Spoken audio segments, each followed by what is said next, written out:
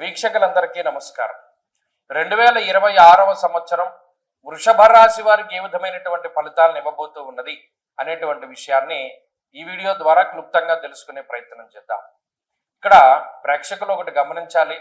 రాజ్యపూజ్య అవమానాలు, ఆదాయ వ్యయాలు ఇటువంటివి ఆంగ్ల సంవత్సరానికి ఉండవు.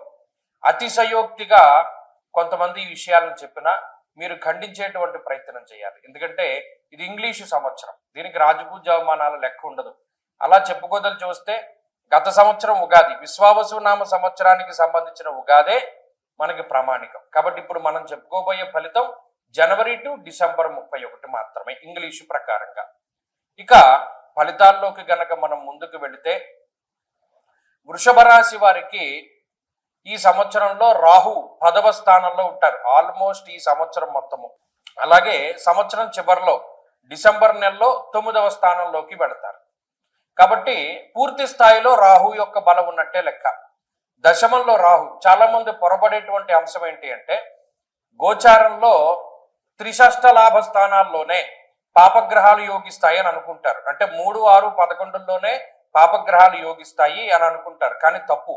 గోచార భాగంలో చాలా డీప్ గా మనం వెళ్ళగలిగితే రవి దశమంలో యోగిస్తారు, రాహు దశమంలో కూడా యోగిస్తారు, చంద్రుడు దశమంలో యోగిస్తారు. కాబట్టి ఆ నాలెడ్జ్ కూడా మనకి చాలా ముఖ్యము. ఎందుకంటే ఈ మధ్యన సగం జ్ఞానం ఉన్నటువంటి వారు ఎక్కువ మంది తయారవుతున్నారు, హాఫ్ నాలెడ్జ్. కాబట్టి ఇది గుర్తుపెట్టుకోండి. రాహు దశమంలో వృషభ రాశికి యోగించే గ్రహం. ఇక శనేశ్వరుడు సంవత్సరం మొత్తం లాభస్థానంలో పూర్తిగా అనుకూలించేటువంటి గ్రహం. ఆయన మధ్యలో వక్రించినా రాశి మారట్లేదు.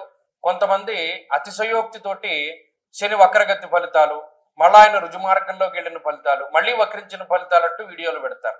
అది మిమ్మల్ని కన్ఫ్యూజ్ చేయడానికి తప్పితే ఏం కాదు, ఉత్త వాళ్ళ వ్యూస్ పెంచుకోవడం. కాబట్టి శని అక్కడే ఉంటున్నారు, ఆ ఫలితాన్ని ఇస్తారు. ఇక గురువుతోనే కొంచెం సమస్య. ఆయన జూన్ 2వ తారీఖున తృతీయ స్థానంలోకి వెళ్తారు. అంటే జూన్ 2 వరకు గురుబలం ఉంది, ఇది గమనించాలి. ఆ తర్వాత అక్టోబర్ 31 నుండి చతుర్థ స్థానానికి వెళ్తారు. ఈ సంవత్సరంలో 2 సార్లు 2 రాశులు మారుతున్నారు. ఇక్కడ జూన్ 2వ తారీఖు దాటిపోతే గురుడు అటు కర్కాటకంలోకి వెళ్ళినా సింహంలోకి వెళ్ళినా వృషభ రాశి వారికి ఒరిగేదేమి లేదు, గురుబలం లేనట్టు లెక్క. కాబట్టి జూన్ 2 లోపు గురుబలం ఉన్నది. అంటే దాదాపుగా పూర్ణంగా అన్ని దీర్ఘ సంచార గ్రహాలు యోగిస్తున్నాయి. దాదాపు 70% బలాన్ని కలిగి ఉన్నటువంటి రాశి ఈ వృషభ రాశి. ఈ సంవత్సరంలో 70% శుభ ఫలితాలను మనం ఆశించవచ్చు.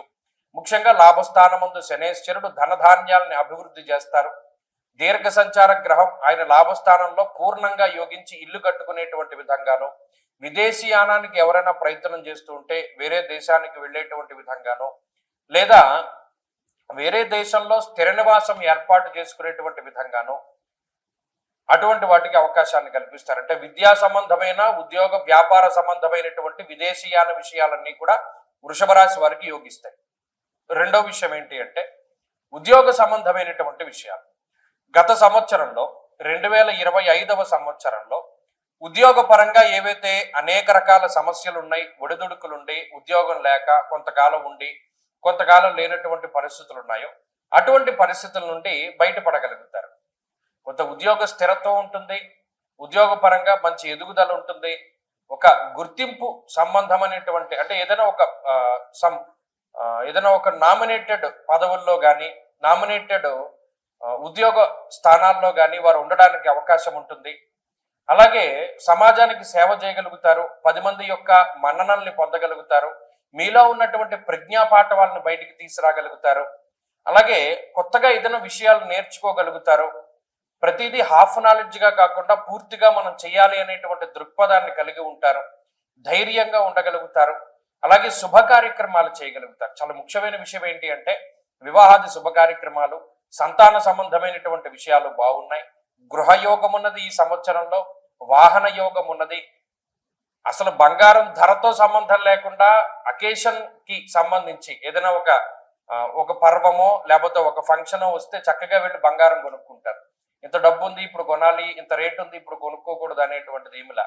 కాబట్టి ఆర్థిక స్వేచ్ఛ ఉన్నది, ఆరోగ్యపరమైనటువంటి స్వేచ్ఛ ఉన్నది. ఆరోగ్యపరమైనటువంటి సమస్యలు కూడా ఈ రాశి వారికి ఏమి కూడా కనబడటం లేదు. అన్నిటి పరంగా కూడా ఈ గ్రహస్థితి చాలా మెరుగైన ఫలితాలు ఇస్తుంది. ఇంకా చెప్పుకోవాలి అంటే జూన్ నెల 2వ తారీఖు లోపు పూర్తి స్థాయిలో ఈ గ్రహస్థితి మీకు అనుకూలంగా ఉంటుంది.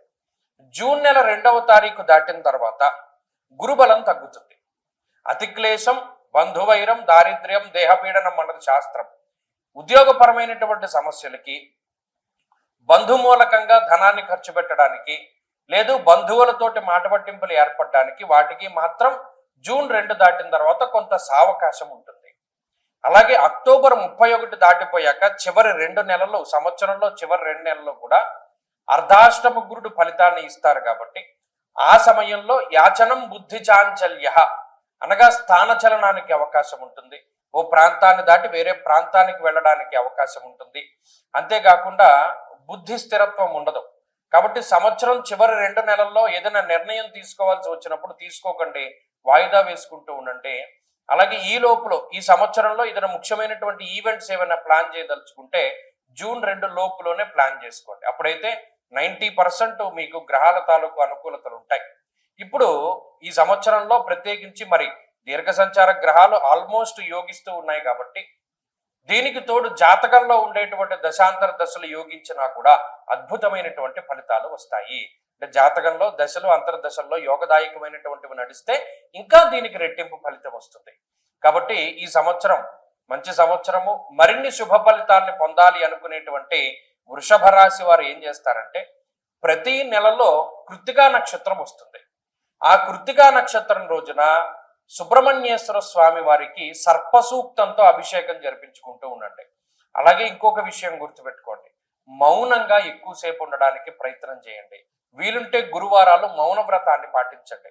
ఉదయాస్తమానం అంటే ఉదయం 6 గంటల నుండి సాయంత్రం 6 గంటల వరకు మౌన వ్రతాన్ని చేస్తూ ఉండడం వల్ల మౌనేన కలహం నాస్తి అన్నారు. అంటే మౌనము వల్ల కలహము రాదు. కాబట్టి ఏదైనా చిన్నపాటి సమస్యలున్నా, చిన్నపాటి కలహాలు ఉన్నా ఆ మౌనము వలన ఖచ్చితంగా మీకు ఆ సమస్యల నుండి విముక్తి దొరుకుతుంది. కాబట్టి ఈ సంవత్సరంలో అద్భుతమైనటువంటి ఫలితాలని మీరు పొందడానికి ప్రయత్నం చేస్తూ ఉండండి. భగవంతుడి యొక్క అనుగ్రహం వల్ల మంచి ఫలితాలు రావాలి.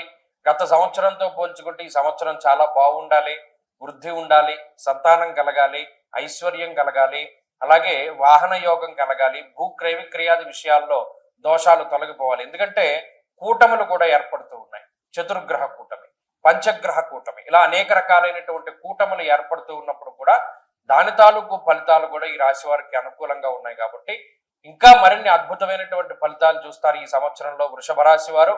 కాబట్టి ఈ విషయాలన్నీ కూడా దృష్టిలో పెట్టుకోండి. అలాగే మన ఛానల్ని అందరికీ కూడా తెలియపరచండి. వీలున్నంత వరకు అందరికీ కూడా షేర్ చేస్తూ ఉండండి ఈ ఇన్ఫర్మేషన్ అంతా కూడా. స్వస్తి.